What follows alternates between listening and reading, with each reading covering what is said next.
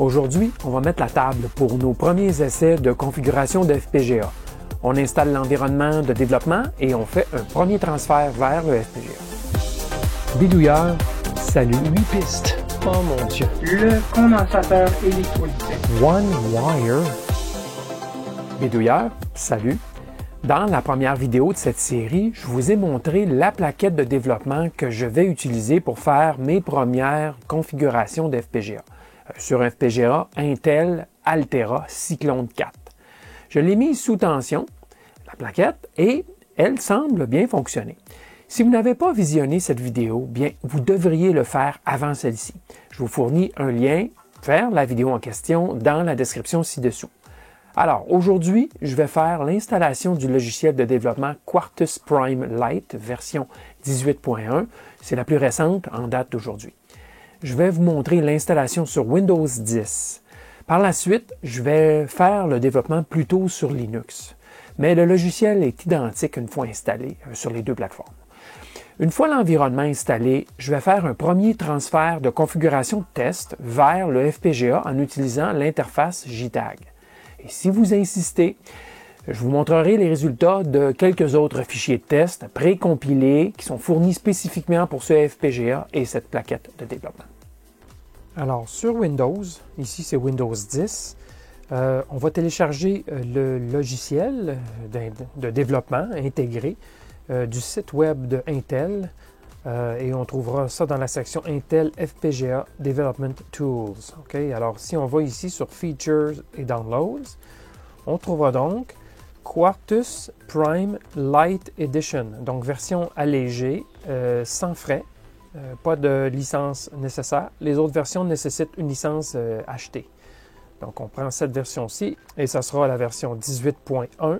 Pour simplifier ou alléger le téléchargement, on peut choisir ici individuellement les pièces qu'on veut supporter. Alors moi, je veux juste supporter Cyclone 4. Alors, je vais désactiver pour réduire un peu la grosseur inutile des autres types de FPGA qui sont disponibles. On peut toujours revenir et installer ces parties-là plus tard. Mais alors, on ira avec donc Quartus Prime et le simulateur d'Intel qui est inclus. Et on sélectionne Cyclone 4.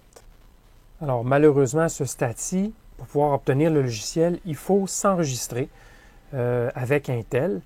Alors, il s'agit de remplir les informations demandées ici. On ne nous demande pas votre adresse complète, mais on demande quand même un numéro de téléphone et une adresse courriel valide parce que vous allez devoir activer par l'entremise de la réception d'un courriel, bien sûr. Alors, une fois que ça c'est fait, vous pourrez accéder au téléchargement. Alors, une fois inscrit, bien, on revient à la page de téléchargement. Et là, il faudra ajouter une petite partie de code additionnelle qui est un installateur de logiciel. Ça emmerde, mais que voulez-vous? C'est Akamai, qui est un petit bout, une partie de logiciel qui va permettre d'installer le logiciel final. Donc, pas le choix, il faut rouler ce petit code.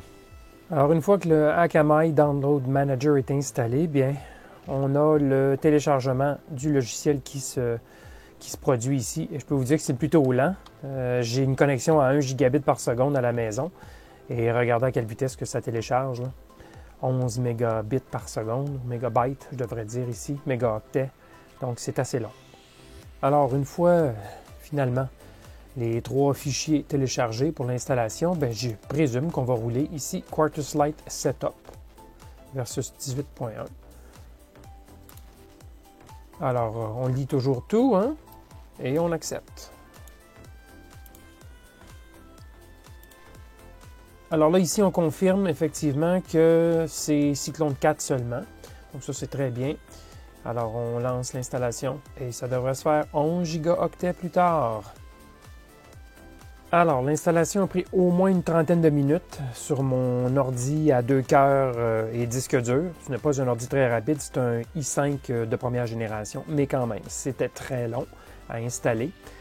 Et maintenant, on arrive au moment de lancer l'application. Et bien, on va retrouver une interface qui est totalement commune, qu'on soit sur Windows 7, 8, 10 ou même sur Linux. C'est la même interface. Voilà. Alors, à partir de maintenant, je vous reprends sur Linux. C'est exactement la même chose. Alors, voici la fenêtre de départ, comme on avait dans Windows. Maintenant, je suis dans Linux, mais c'est la même chose. Vous constaterez là, que c'est à toute fin pratique la même chose. Alors, on pourrait commencer un nouveau projet pour un nouveau FPGA.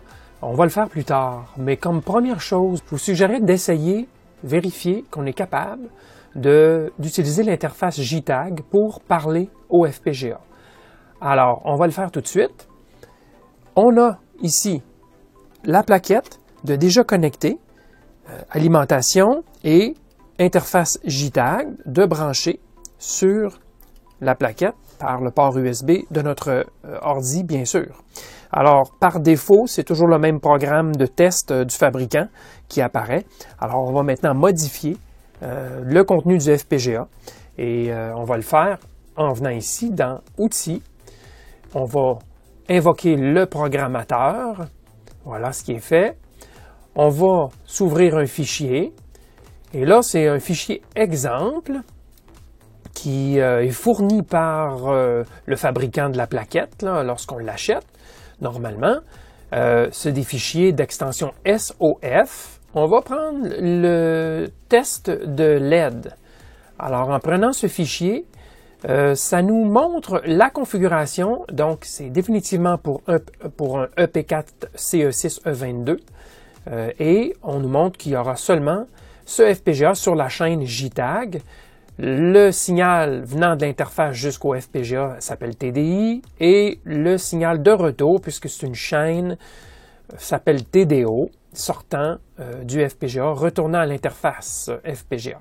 Bon, alors présentement, il n'y a pas de matériel, donc l'interface n'est pas détectée.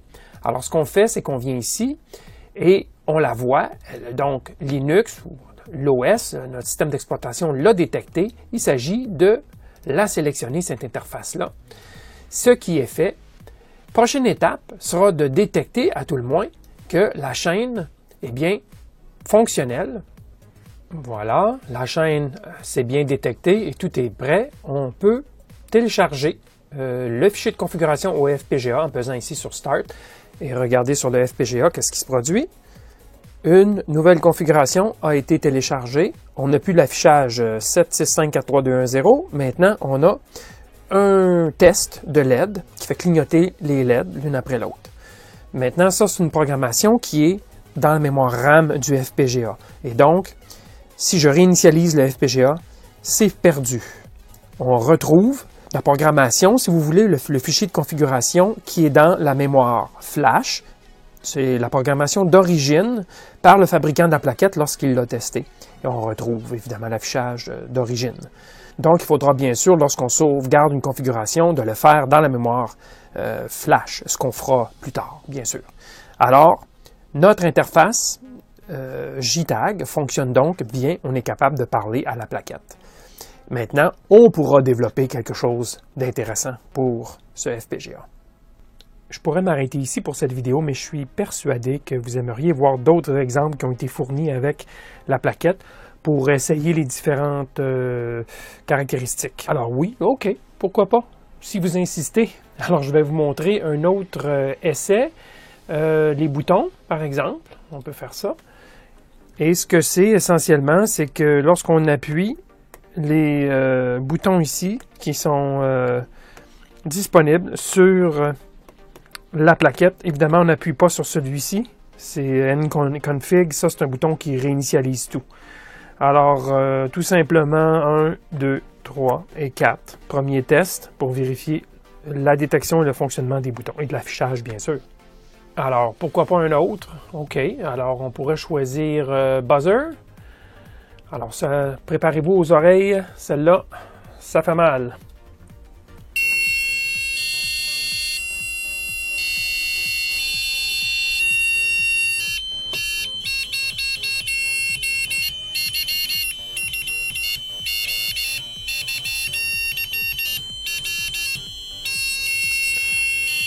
Bon, je pense que vous avez compris comment ça fonctionne. Est-ce qu'il y en a un autre que je pourrais vous montrer? Oui, je pourrais vous montrer ça ici. Les petits Bouton DIP ici, les interrupteurs. Si on montre les 4 ici, bien on montre en binaire l'encodage des 4 boutons. Par exemple 1, 3, 7 bien sûr et F en hexadécimal. Alors c'est l'encodage hexadécimal des 4 interrupteurs DIP ici sur la plaquette. Alors ça fonctionne correctement, pas de doute. Alors je vous en montre un autre bien sûr. Le LCD, pourquoi pas. Voilà. Alors je suis branché ici avec un ruban. Avec les connecteurs aux 2 extrémités. Je n'ai rien soudé par contre, donc vous pardonnerez s'il y a des mauvais contacts qui apparaissent. Mais voici ce que le FPGA envoie. Alors c'est un message évidemment qui va en rotation. Comme ça. Et comme dernière démo, je vais vous montrer VGA.soft. Voilà, c'est envoyé. Alors qu'est-ce que c'est? J'ai connecté un moniteur VGA ici sur la plaquette et voici ce que ça donne. On a une sortie VGA, donc on a les 8 couleurs qui peuvent être produites par la plaquette FPGA. Pourquoi seulement 8? Parce qu'il y a 3 couleurs primaires, donc 3 signaux sortant de la plaquette. Bien sûr, vert, rouge et bleu. Et ces 3 couleurs-là peuvent binairement produire 3 bits, 8 possibilités. Parce que c'est numérique, c'est pas analogique. Hein? C'est des sorties logiques 0,1 qui sont envoyées au moniteur VGA. Donc, on peut produire seulement 8 couleurs. Et voici les 8 couleurs, vous les avez ici. Et bien sûr, tout ça se répète sur d'autres colonnes verticales. Et même la trame se répète dans le bas ici aussi. Alors, est-ce qu'il y a un petit problème d'incompatibilité par rapport à ce moniteur-ci? Oui, possible, parce que on voit que ça ne remplit pas le moniteur en format 4.3 comme ça le devrait. Mais par contre, tout semble bien beau, là, il n'y a pas de problème. Et si vous voyez bien sûr l'effet circulaire qui bouge, là, ce n'est pas là en réalité. Ça, c'est vraiment un jeu de synchronisation entre la caméra et l'affichage du moniteur. Donc voilà, ça c'est la partie VGA. Donc, les choses semblent bien fonctionner sur cette plaquette. Bon, maintenant que tout semble bien fonctionner, il est temps pour moi d'écrire ma première configuration d'FPGA. C'est ce que je vais faire dans ma prochaine vidéo de cette série. Pour débuter, j'utiliserai l'interface graphique plutôt qu'un langage de programmation HDL. C'est la façon la plus simple de s'initier à la programmation de FPGA. C'est donc un rendez-vous. Merci et à la prochaine!